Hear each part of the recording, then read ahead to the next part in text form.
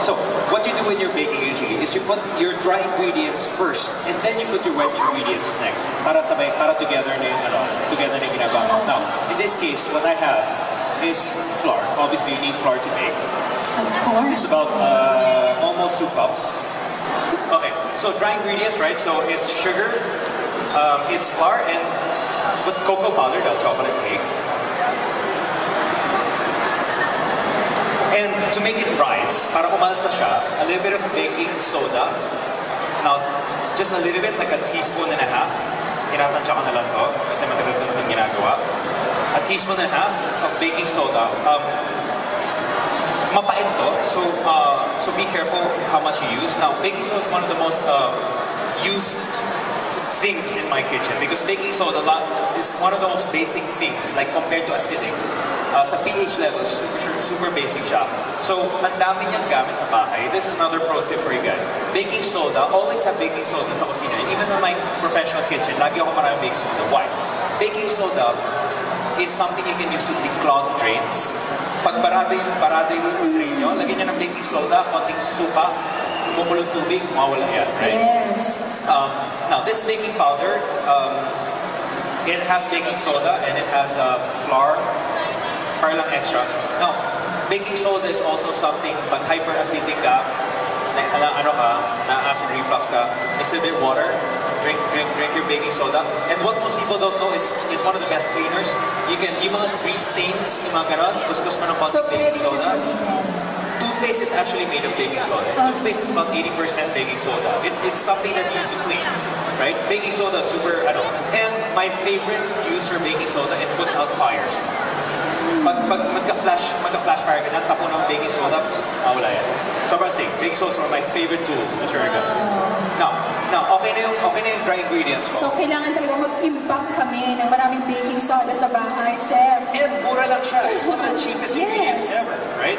So, I'll put a couple of eggs. In this case, fresh eggs, large. Pag may shell, tanggalin nyo. Unless mahilig kayo kumain ng shell ng itlog. Fully up to you. I don't judge. Now, liquid ingredient, I put some vanilla extract. A little bit goes a long way. Milk. It's about a cup. Oops. Hindi ko sinecheck pag na yun. Ito na lang nga.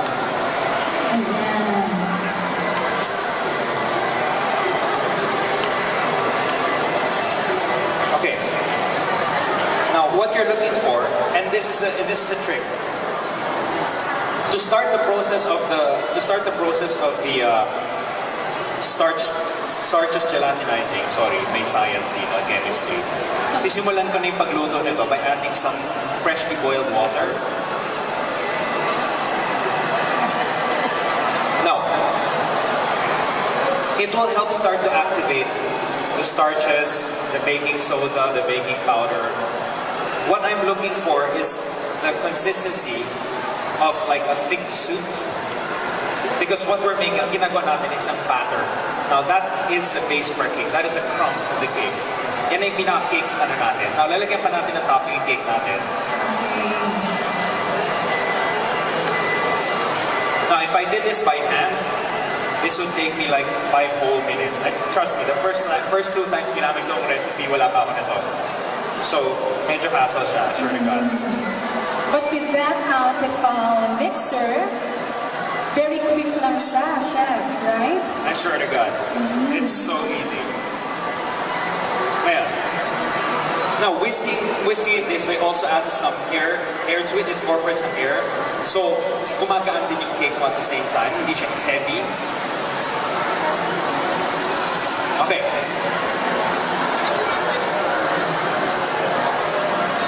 So, maybe a little bit more water. Yeah. And just make sure that it's nice and smooth, that it's nice and glossy, and it's shiny. Kita ba sa camera? It's nice and shiny and glossy. And kumikintab siya. And it's well incorporated. Now, the last step is, naka-plug na ba ito? Okay, plug na natin. Now, the last step is just, you look at it, itaktak pala. Now, that helps with some of the air bubbles. Para mas solid yung para mas solid yung cake mo. And so, di ba, like, look at that. Instead of using ang dami-dami kong tools, literally just 1 and 2. Yes. Right? I know papatayin ako ng pastry chef professor ko. But, it's like, rice cooker, cake, what the hell, right? And then, I'll put it on expert. And then I'll start it. Now, what expert mode is actually the mode where mas matagal yung pagluto niya ng rice, pero mas maganda. Now, there's quick and there's expert. The quick will cook it, quickly, about 15-20 minutes. Now, expert will cook it in about, let's say, mga 35-40 minutes. Pero, mas even yung cooking, mas perfect yung cooking ng rice mo. If you have a little bit of extra time, perfect rice is perfect rice, right? Ang mga, buti nga dito, mure. How much yung retail natin ito, Jason? How much are we selling it today? This. And so, magkano na siya to? So, it's less than 3,000 pesos for something like this. Less than 3,000. No, or from 4,995, kaya 2,9 something na lang. 2,997 na lang. Now, I swear to God, nung nag-Japan ako, yung mga rice cooker nila, nasa mga, kung kinonvert mo, nasa mga 100,000 pesos. Grabe, just too for rice. expensive. So the fact that we can have intelligent rice cookers for like under 3,000 pesos, holy crap. Yung mga Japanese friends ko, ingit na ingit sa akin. Kaya sila, okay. So, now, this will, the fact na nakaganito na siya, on its own na yan, right? But that's gonna take like 45-50 minutes. Buti, meron ako Magic Jason na kinukuha na yung cake na sinubalan ko kanina. Excited na kami dyan. So what you do is you take some chocolate. That's, easy to melt chocolate. In this case, I think this is a local brand. Now, yeah, I think that's what I mean. Now, what you do is, ganache is basically, because chocolate is not easy to control pag natunaw na siya. It will seize. If habang tinutunaw mo yung chocolate, nakapasok ang moisture, like pinapasok ng tubig accidentally, right? It will seize. And if once it seizes, lahat ng maninigas and it's not pretty at all. So, by adding some fat into it, by adding some cream, it turns out to be more stable. Mas madali siyang gamitin. Oh, nakita niyo yung cake? Gawa sa rice cooker. Guys, palakpakan si Jason. Palakpakan si Jason. Siya ang gumawa niya. Wow! And look at that. Look at how easy to clean that is. Like, literally, pinalikan lang ni Jason. Pinakpak lang niya. That's, sure to God, like, come on. Kaya nga, hindi mo na kailangan parang gano'n ng stick or whatever. Wala na. Wala na food network kalokohan, right? Grabe! So, but what we do is, we'll turn this on, and then, huwag yung gawin ko, medyo, matagal na ako na. Yung mga kamay ko, puro na yan, right? So, what you do is ganache is chocolate incorporated with cream. In this case, I'm just using a nice little cream here.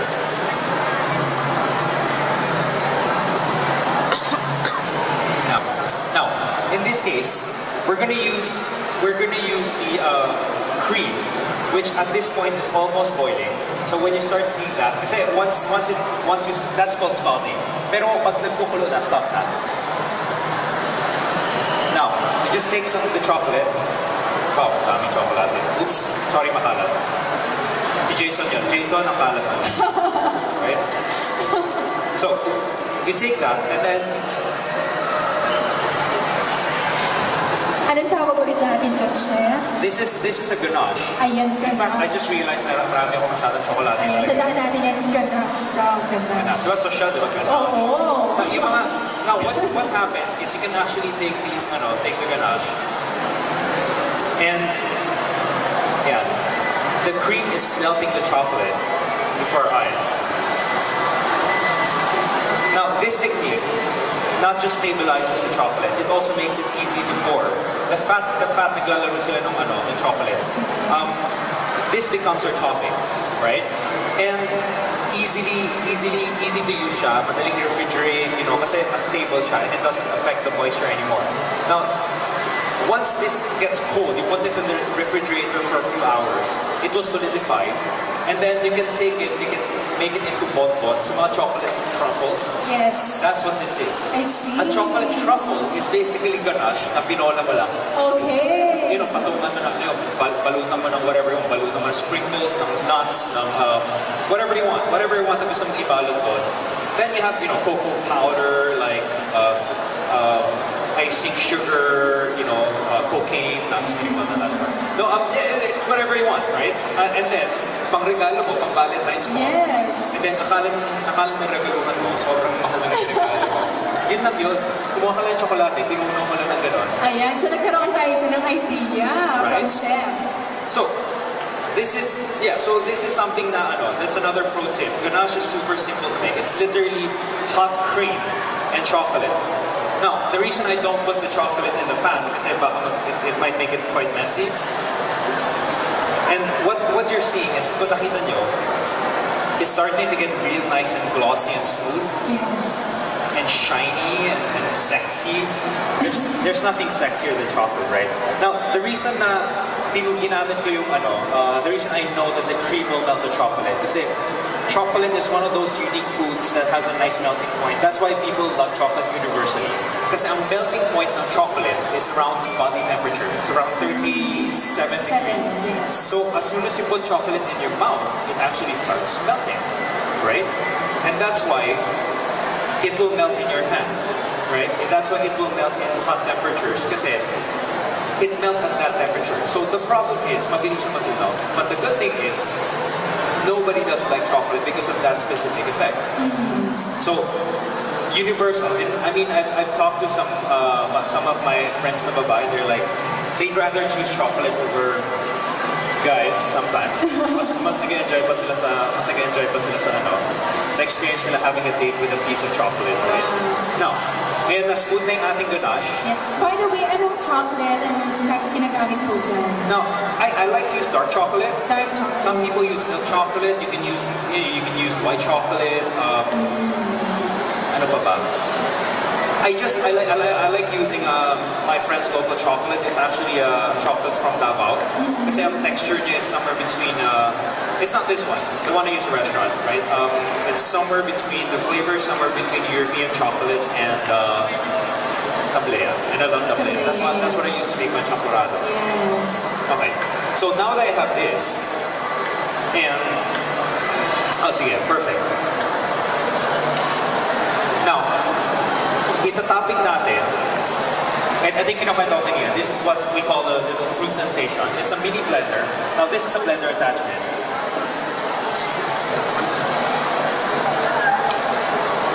Ganon.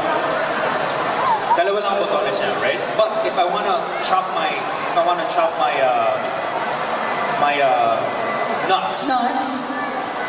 Ganito na siya kasi you open it, press one button, you open it. And in this case, I'm putting almonds. Okay. I'm putting some peanuts, honey roasted peanuts. Ayan, so halo-halo na dyan yung mga nuts. And some cashews, kasoy, dahil nasa Antipolo tayo. Oo nga. Ayan, marami daw kasoy dito. Okay, this one, right? So, ganun na siya, yeah, sorry. Ganun na siya kabilis, right? You put it. And let's see.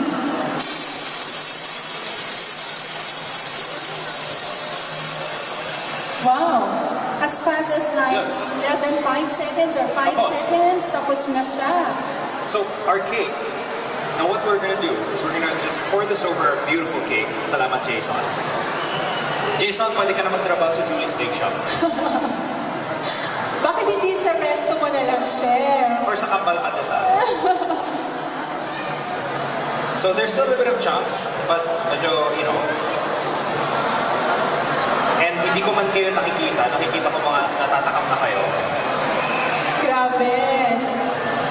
Kasi this recipe actually came from desperation, as most recipes do. Nag-promise ako sa kaibigan ko na magdadala ko ng cake. And then nakalimutan ko. And then sarado na yung mga bake shop. So, buti, meron tayong rice cooker. So, we pour the ganache over the cake. Sprinkle some nuts on top. Oh, it really looks delicious, chef. And I think talagang masarap talaga yan. Ayan, parang titikman, excited na si Jason na matikman. So, it's nutty chocolate cake, makalat. Pero then again, I don't have to worry because nandiyan si Jason. Jason. Everybody needs their own Jason, I swear to God. Okay, so konting ganun lang. And there you have your nutty chocolate cake baked in a rice cooker. Yes! Palakpakan naman natin si Chef Jonas!